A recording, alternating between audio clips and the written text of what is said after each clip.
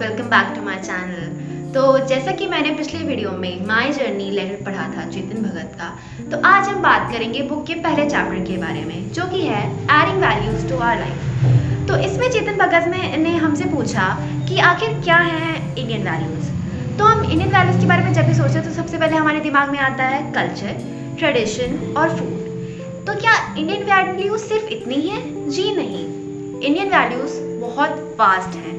जैसे कि for example US ने अपनी वैल्यूज सेट कर रखी हैं इन 4 points which are competition, religion, wealth and individualism.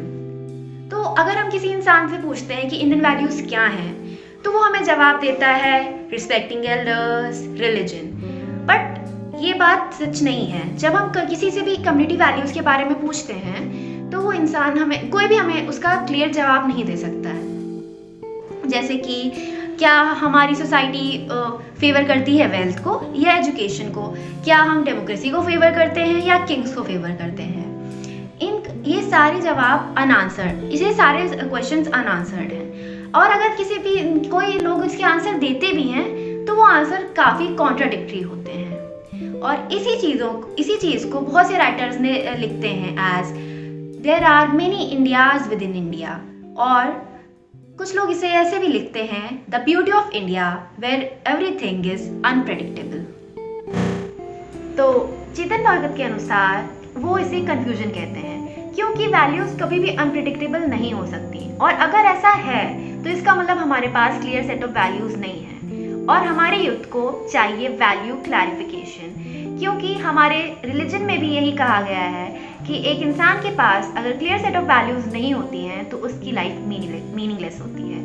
और हमारी कंट्री में स्कैम्स और नेपोटिज्म जैसी जो चीज़ें हो रही हैं वो भी लैक ऑफ वैल्यूज का ही एक रिजल्ट है। तो फिर इंडिया दुनिया की सबसे रिलीजियस कंट्री होने के बावजूद लेस मॉरल है?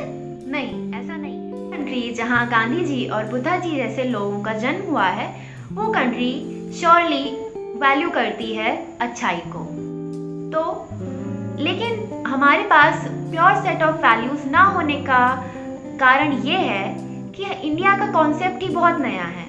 क्योंकि अगर हम कुछ डिकेड्स पहले जाकर देखें तो इंडिया में आपको मिलेंगे कुछ प्रिंसली स्टेट्स जिनको किंग्स और क्वींस हेड कर रहे हैं, और ब्रिटिशर्स जो हमें गन पॉइंट पे रूल कर रहे हैं। और फिर उसके कुछ समय बाद ब्रिटिशर्स के जाने के बाद इंडिया को इन्हीं प्रिंसली स्टेट्स को लूजली स्टिच कर दिया गया और एक बड़े से चंक को काट कर अलग कर दिया गया और उसे नाम दे दिया गया पार्टीशन। बचे हुए पोर्शन को कहा गया इंडिया। तो फिर उसके बाद जितने भी इंडियन सेट ऑफ वैल्यूज बने उनको पूरी तरीके से लागू नहीं किया जा पा रहा था, या फिर उस पर पूरी सहमति नहीं बन पा रही थी। तो जैसे इंडिया में पॉलिटिशियंस काम कर रहे हैं to elevate poverty and to raise the economy, हमें वैसे ही एक proper set of Indian values बनाने के लिए काम करना चाहिए। श्योरली इस बात का भी कोई प्रॉपर सोल्यूशन नहीं है कि इंडियन सेट ऑफ वैल्यूज क्या हैं, but with constant efforts we will surely know what are the proper Indian set of values. और उसके बिना हम कोई भी गोल आसानी से अचीव नहीं कर पाएंगे। सेकेंड चैप्टर है बीइंग गुड, बीइंग रिच। तो हमें हमेशा से सिखाया गया है कि हमें इंडियन सेट ऑफ वैल्यूज़ को फॉलो करना चाहिए, जो कि हैं being loving, being caring to others, honesty, being genuine and various others. और हमें हमेशा से कहा जाता है कि हमें वेस्टर्न कल्चर फॉलो नहीं करना चाहिए, क्योंकि वेस्टर्न कल्चर बहुत ही ज़्यादा मटेरियलिस्टिक है और वहाँ के लोग बहुत ज़्यादा ग्रीडी होते हैं और वो दूसरों की केयर नहीं करते हैं। लेकिन क्या ये पूरा सच है? शायद नहीं।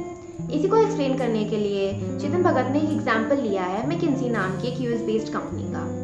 तो मैकिंजी के सीईओ रजत गुप्ता को विद 13 अदर्स इम्प्रिजमेंट हुआ because of corruption which happened in his company. अब आप लोगों को ये लगेगा कि यूएस जैसी कंपनी जहाँ पर ग्रीड और मटेरियलिज्म में ही सब कुछ है, वहाँ पे करप्शन कोई बहुत बड़ी बात कैसे हो सकता है? ऐसा इसलिए है क्योंकि वहाँ पे बहुत क्लियर कोड ऑफ कंडक्ट है। श्योर वहाँ पे मटेरियलिज्म एग्जिस्ट करता है, बट तब भी यूएसए के जो लोग हैं वो अपनी वैल्यूज़ के संग स्टिक टू देयर वैल्यूज़। वहाँ पे स्कूल्स और कॉलेजेस से ही चीटिंग के लिए बहुत ही proper set of code of conduct है। इसीलिए वहाँ पे यूथ को हमेशा से पता है कि उन्हें कुछ भी करना है तो वो अपने हार्डवर्क से ही करना है और उसके बिना वो आगे नहीं जा पाएंगे।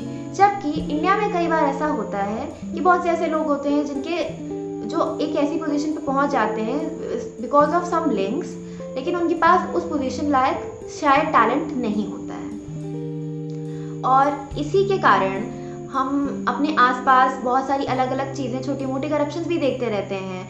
जैसे कि जो रियल एस्टेट बाबूज होते हैं, वो पहले ही हमारा फ्लैट बुक करा देते हैं despite of the lottery systems, जब उन्हें अंडर टेबल पैसा मिलता है तो। और जो हमारी रूलिंग पार्टी है उसमें भी अगर कोई स्कैम होता है तो वो रूलिंग पार्टी कह देती है कि we were not directly benefited या फिर we didn't knew about it. But it's wrong, ऐसा हो ही नहीं सकता कि उन्हें इसके बारे में नहीं पता है। इनफैक्ट इंडिया में करप्शन इतना फैल चुका है कि the ruling party and the opposition party are equally corrupted. India में हम अच्छा लीडर इसलिए नहीं चूज कर पा रहे हैं क्योंकि we don't even have good leaders. जहाँ भी हम देखते हैं वहाँ पे हमें करप्ट पर्सनालिटी ही मिलती हैं। और जब हमें स्टार्टिंग में अच्छे लीडर चुनने का मौका मिला था तब लोगों ने फेवर किया डायनेस्टी को ओवर ऑनेस्टी। ऐसा नहीं है कि इंडिया एक अच्छी कंट्री नहीं बन सकती है, क्योंकि एक समय ऐसा भी था जब इंडिया में सती सिस्टम फॉलो होता था। लेकिन जब लोगों को लगा कि सती सिस्टम अच्छा नहीं है तब लोगों ने सती सिस्टम को बॉयकॉट कर दिया और उसके बाद वो बिल्कुल ही हट गया। वैसे ही हम इंडिया में करप्शन और जो बुरी चीज़ें हैं उनको ख़त्म कर सकते हैं, बट पहले हमें ये एक्सेप्ट करना पड़ेगा कि ये बुरी चीज़ें हैं और इस चीज़ को हमें इंडिविजुअली नहीं, एक लार्ज स्केल पे करना पड़ेगा। हम अकेले ही इस चीज़ को नहीं कर सकते, हमें आसपास के लोगों को भी इसके बारे में बताना पड़ेगा। और इसी के बाद शुरू होगा the Indian quest for being good and being rich. So thank you for watching this video. और अगर ये आपको वीडियो पसंद आई हो तो like this video, comment on it and please subscribe to my channel. Bye bye.